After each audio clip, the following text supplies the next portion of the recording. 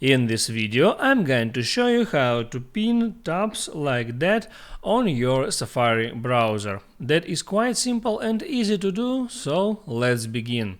And there is couple different ways to do that, and the first way is while you are on some web page, you can hold down at address bar and it comes up that pop-up, and here you can select pin tab. Now you can go back and see that Apple website now is pinned here.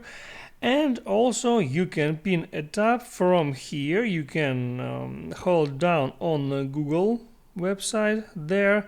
It menu comes up again, and there you can hit pin tab, and now google.com is also pinned right here at the top. And in able to delete pinned website, you need to do the following. You need to hold on that pin tab, and in that menu select unpin tab.